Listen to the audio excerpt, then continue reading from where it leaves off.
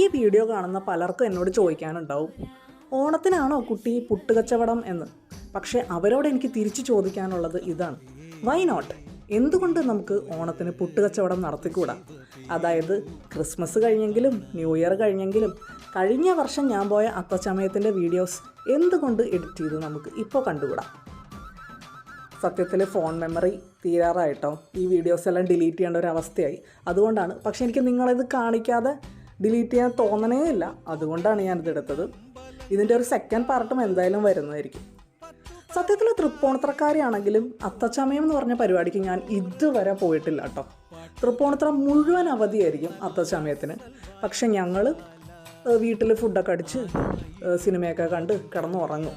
കാരണം ഭയങ്കര തിരക്കാണല്ലോ, അപ്പോൾ പൊതുവേ വരാനായിട്ട് താല്പര്യം കുറവായിരുന്നു. പക്ഷേ ഈ പ്രാവശ്യം ഞാൻ വിചാരിച്ചു എന്തായാലും ഈ അത്തച്ചമയം എന്ന് പറഞ്ഞ പരിപാടി ഒന്ന് കണ്ടു കളയാം. അങ്ങനെ ഞാനും എൻ്റെ ഫ്രണ്ടും കൂടെ പോയി. ഭാഗ്യത്തിന് ഞങ്ങൾക്ക് അവിടെ മീഡിയ ഒക്കെ നിന്നിരുന്ന ഒരു സ്ഥലം കിട്ടി.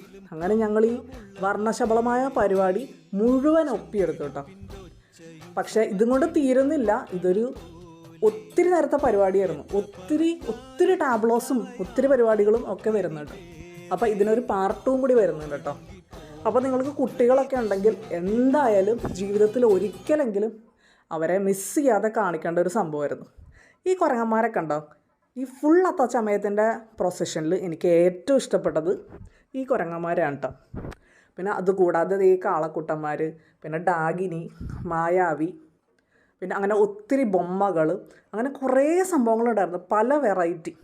അങ്ങനെ ഞങ്ങൾ 2025 അത്തച്ചമയം അടിച്ചു പൊളിച്ചു എന്ന് തന്നെ പറയാം.